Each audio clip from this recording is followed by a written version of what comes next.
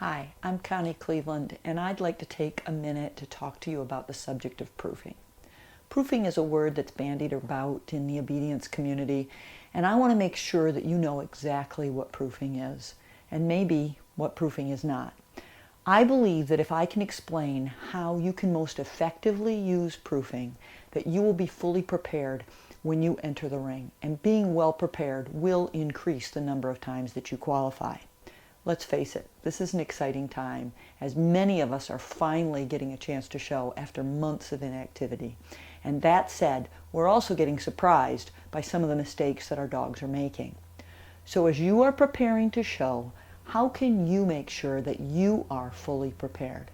And how does proofing fit into that preparedness? Okay, I need to back up a little bit. If you spent any time with me at all, you know that I believe that dogs are problem solvers. They have the ability to solve problems. What does that mean? Well, let me use an example that I love. Let's imagine that today you find a dog, it's wandering on the street and you want to find its home. So you take it home and you put it in the pen in your backyard. The dog perceives he has a problem. He's got to solve that problem. He wants to get out of the pen. How does he do it? Well, he may start by barking, and you ignore him when he barks. The next thing you notice, he's on top of the doghouse. He's going to climb out. That doesn't work. There's a lid on the pen. Maybe he tries to dig, but there's wire under the gravel. He can't dig out. So he starts jumping at the gate. As he's jumping at the gate, where you put him in, most dogs don't spend much time jumping on the back of the pen. They jump at the gate. Would you believe that the first time that he bumps up the latch on the chain link, he does it completely by accident? So you look outside, he's running around your yard, and you go round him up and you think, oh, I must not have closed the gate right, so you put him back in the pen. The next time that he tries to get himself out, he doesn't spend much time on top of the doghouse. He doesn't spend much time barking. He doesn't spend much time digging. He doesn't do those things because they didn't solve his problem. What does he do? He goes right back to jumping at the gate. So in the process, well, let me say, pretty soon, if you've ever seen a dog solve this problem, they become dead-eye accurate at getting that gate open. Boy, they bump it with their nose or their foot, and they're out in just a second. But in the process of learning how to open the gate, the other thing he discovered was what did not work. So left to their own devices, dogs learn how to solve problems, but they learn how to solve the problem by learning what will work and what will not work. Okay, now we enter the picture and we start to train a dog. Well, I like to divide up my training in 3 stages of preparedness. The first stage is when we are luring a dog or bribing a dog. We're just showing him what we want him to do, and we do it with lots of repetition. So imagine the recall. We do lots of recalls. Sit, stay, come, sit, stay, come, sit, stay, come. We think, okay, if I do this enough, my dog's going to understand the recall. But most of us understand that dogs are also situational, which means we can teach a dog to do something in one location and he won't necessarily know how to do it in any other location.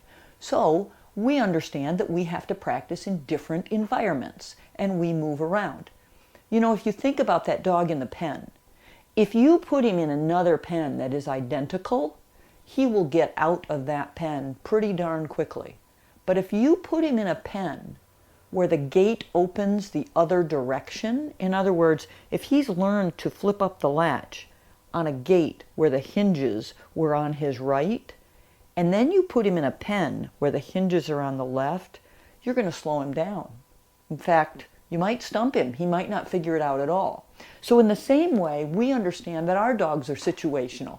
And just because they can do a recall in the yard doesn't mean that they can do one at the training building or at the park or at the tennis court. So we understand that we need to have our dogs practice in all kinds of different situations. But here's where proofing enters in. When a dog was left to solve a problem on his own, he learned what didn't work. When we're training dogs, we often don't take time to explain that to them. So, in other words, we let them do the right thing over and over and over. But if that dog has never tried the wrong solution, how does he know that it's wrong? So, he's doing the broad jump. And the broad jump is really just a fancy recall, right? You leave him in a sit stay. He says, okay, I'm coming to you. I'm going to jump the jump. That's fun. And then I'm going to finish my recall. But what happens when you go in the ring and you leave him on the broad jump and there are people walking by the ring on the opposite sides of the gate? And he looks at you and he says, okay, this is a recall, but today jumping that jump doesn't look quite so much fun because there are a lot of people kind of close to that jump. So he runs straight to you. In his mind, he's doing the recall. He did what he knew he was supposed to do. He didn't execute it correctly. But you come out of the ring and you say to me, he's never done that before. Well, how does he know it's wrong if he's never done it before?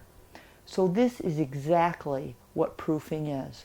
Proofing is setting up situations to show your dog what will not solve his problem. Or put another way, proofing is giving you an opportunity to explain to him what you will not allow. How about this example? If your dog has done 50 one-minute sit stays without ever trying to lie down, how does he know that lying down is not an acceptable solution to the problem? So you arrive at the dog show early. There's a lot of adrenaline and excitement. By the time you go into the ring, he's tired. So you leave him for the novice sit stay, and after 30 seconds, he lies down. Again, you say, he's never done that before. How does he know he's wrong? He doesn't. So again, proofing is setting up situations that are going to cause your dog to make mistakes so that you can teach him how you will not allow him to perform. Let me give you one more example. When I was 14 years old, I was preparing to show my family's golden retriever. My mother showed dogs before me, so this was not the first dog that I had shown, but I really felt like he was the best dog that I had trained to date. And he was the most difficult dog that I had trained. He had driven me to tears on several occasions, but I had gotten some pretty good help, and I was pretty sure that I had his attention. He was working pretty well for me at home and in class. Well, I had worked really hard, and the members of the local Golden Retriever Club were going to come over and support me. I was the youngest member of the club, and I was really excited about showing him. And as you might guess, it did not go well, and I was just devastated. I was so disappointed. I was really positive that he was going to do better than any other dog that I had ever trained, and he just did not. I don't want you to have that experience. Fortunately, in the decades that have passed since then, I have learned a lot about preparing dogs to compete. If I had practiced with Sandman by having somebody walk beside him like the judge, I would have had an opportunity to teach him that he could not be distracted in that situation. If I had practiced having someone clap or having people stand outside the ring gating, moving around, then perhaps I would have had an opportunity to teach him that even applause and admiration could not cause him to become distracted while he was healing. I had no idea. I thought that if I practiced healing enough and he did it right enough, that he would get in the habit of performing correctly. I did not understand that he would and could learn from his mistakes, and that some of those mistakes I had to purposefully cause so that I could teach him not to make them. If I could guarantee that your dog truly understands how to perform because he also understands what is not allowed, you would qualify almost 100% of the time that you went into the ring. Wouldn't that be fun? I'm preparing another video for you about this subject of proofing because the purpose of proofing is misunderstood, and because, here's the good news, believe it or not, there are a finite number of mistakes that your dog can make during a performance.